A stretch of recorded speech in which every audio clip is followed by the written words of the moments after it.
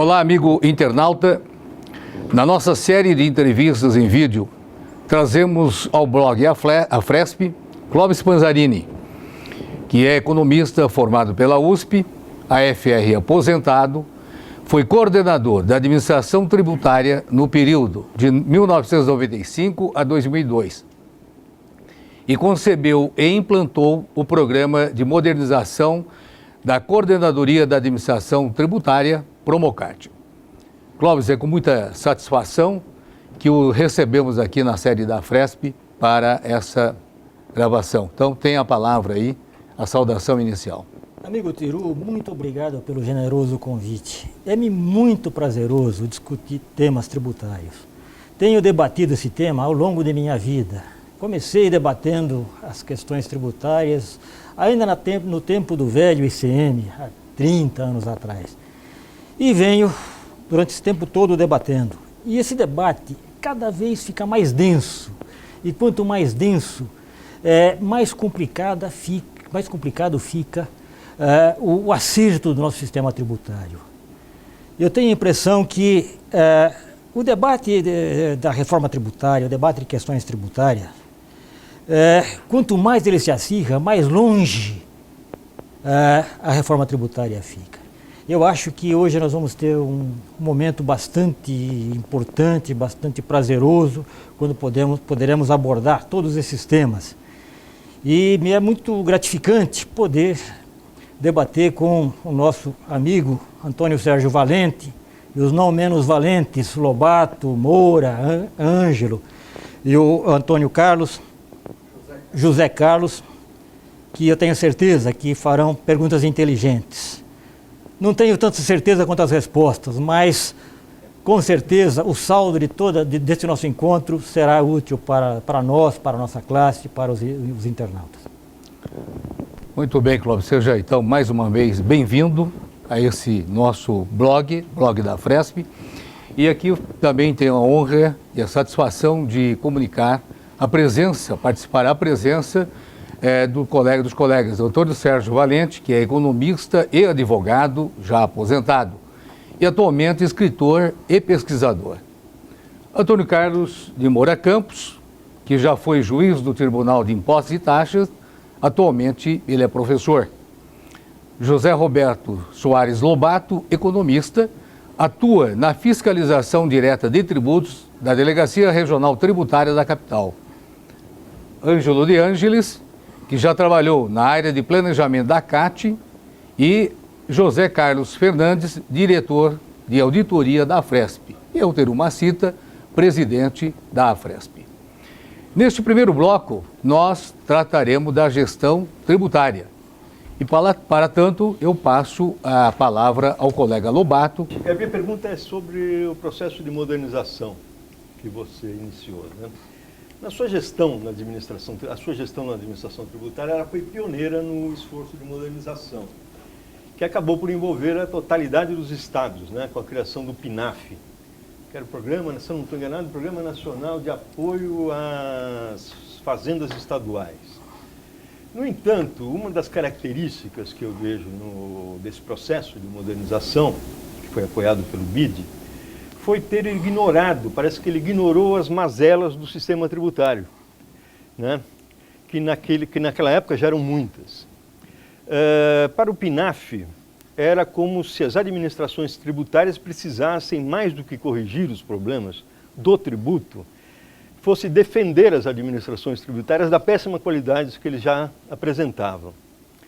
O senhor não acha que, com isso, a própria eficiência da arrecadação alcançada depois pelas administrações tributárias, depois da modernização, ela pode ter contribuído se a modernização pode ter contribuído para o agravamento dos problemas apresentados pelo modelo de tributação no Brasil? Essa é a minha pergunta. Olha, eu não acredito que ela tenha contribuído para isso. Eu tenho a convicção de que um bom imposto não faz uma boa administração tributária. Mas, com certeza, uma má administração tributária faz um mau imposto. Nós, quando assumimos a CAT em 95, nós encontramos um ambiente de total descalabro. A administração tributária não tinha sequer ideia de qual era o volume de sua dívida ativa. Ou seja, uma organização que não sabe qual é o tamanho de sua conta a receber, não é uma organização. Tem um caso muito curioso que vale a pena talvez rememorar, que no comecinho de 95, quando o governador Covas assumia, a situação financeira do Estado era de penúria. O governo não tinha dinheiro para botar gasolina no tanque das viaturas. E o governador pediu à CAT que fizesse uma relação dos 100 maiores devedores de ICMS do Estado para que ele pessoalmente fosse fazer um corpo a corpo com esses grandes devedores, tentando amealhar alguma coisa para o Estado.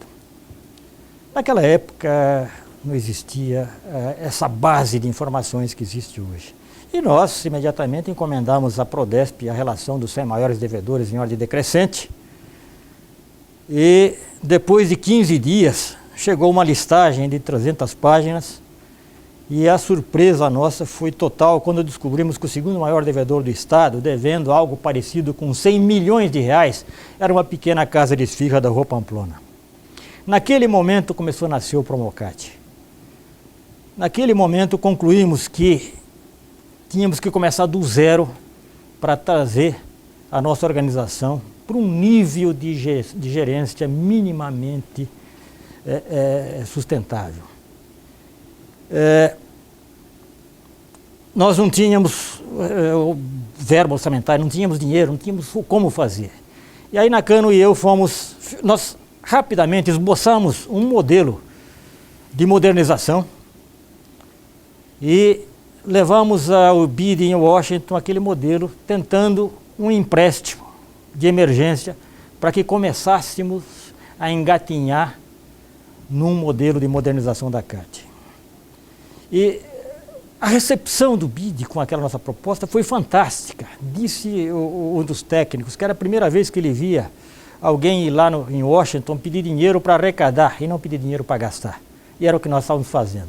Bom, dessa nossa conversa, desse nosso pequeno, modesto programa de modernização, nasceu um Programa Nacional de Modernização das Fazendas Estaduais, o PNAF, que revolucionou a administração tributária. E revolucionou, na verdade, não é porque nós éramos mais inteligentes ou mais eficazes que os demais, é porque havia muito a ganhar. Nós partimos do nada para um momento que a informatização passava por uma revolução.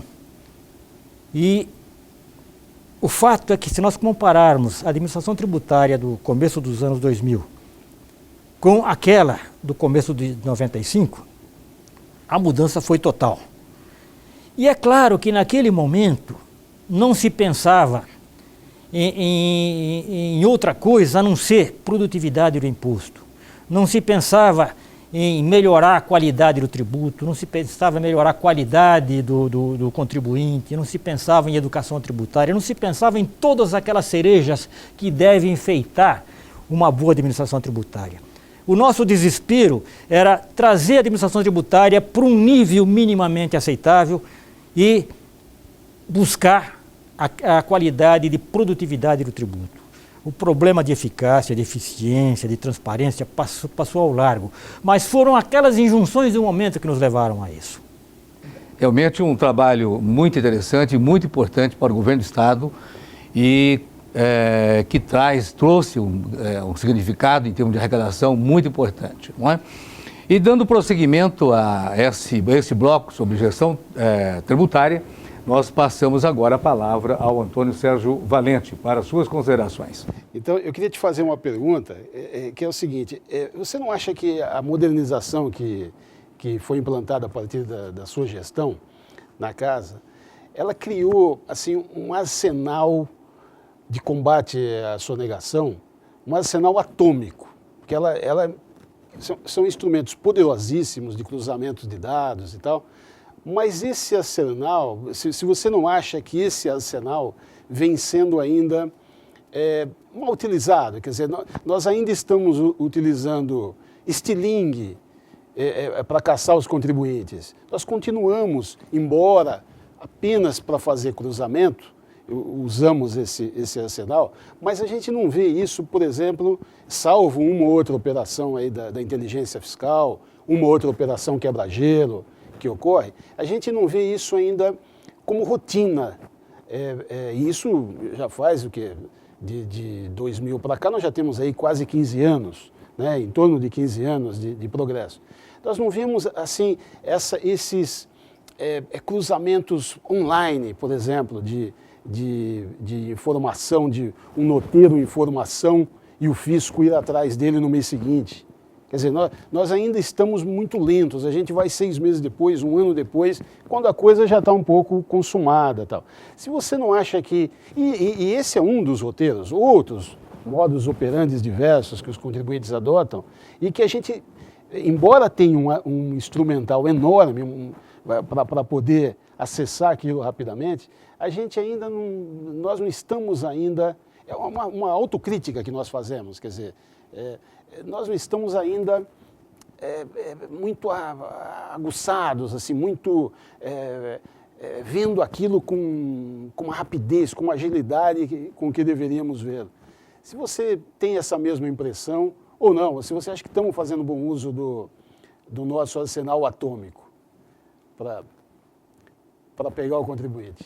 Valente, em primeiro lugar, eu não sou papa, eu sou um mero sacristão nessa nossa diocese. Eu concordo com você. Eu acho que não adianta um exército ter um arsenal, não adianta ele ter armas. Ele precisa saber usá-las convenientemente. O que esse processo de modernização trouxe à nossa CAT foi uma provisão de informações para que fossem usadas adequadamente na busca da sonegação, na busca da fraude, na busca, enfim, da arrecadação tributária. Esses instrumentos estão lá. Claro, eu acho que é um pouco forte dizer que não estão sendo usados. Eles estão sendo usados, mas não com a intensidade que poderiam ser usados. A gente cansa de ver, eu mesmo agora, do outro lado, do lado dos contribuintes, eu vejo algumas coisas fantásticas. Eu vejo contribuintes, clientes relatarem fatos de situações em que ele está sofrendo concorrência predatória, toscas. Vi coisas do tipo, pô, na minha região eu tenho 5 microempresas que juntas têm 200 operários.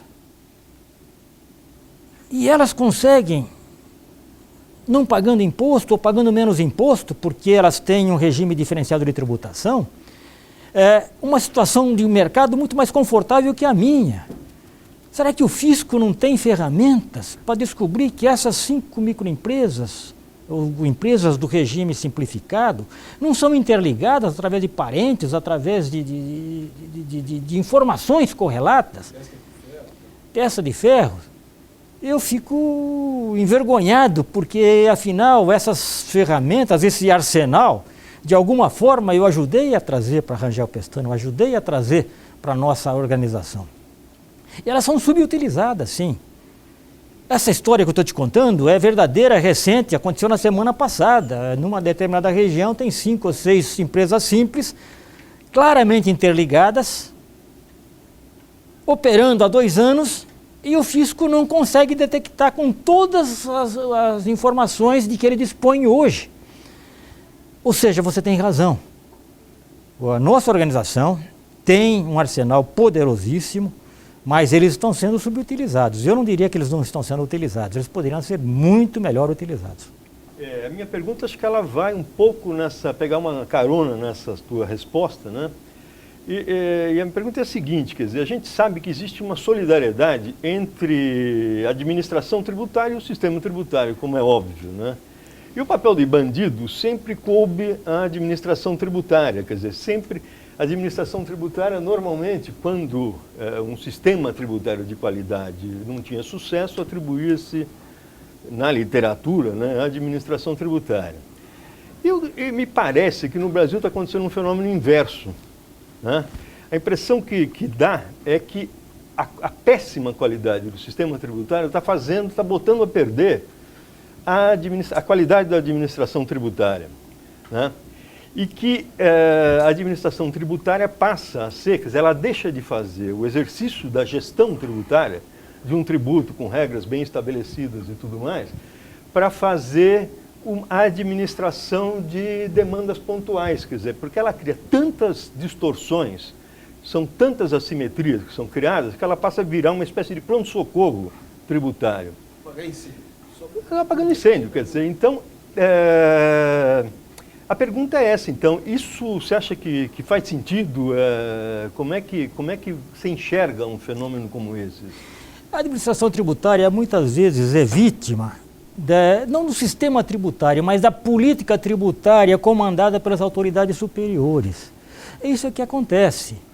As autoridades superiores têm como único, ou imaginam que o único objetivo, o único propósito da existência da administração tributária é trazer dinheiro para o caixa, é fazer caixa.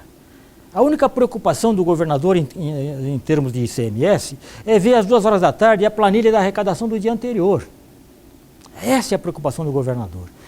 E ele acaba, por uma série de pressões externas, induzindo a implementação de exceções dentro do sistema que acaba deixando o modelo em frangalhos. O exemplo da substituição tributária é o mais notório exemplo de detonação de um modelo tributário decente, de uma detonação da lógica tributária.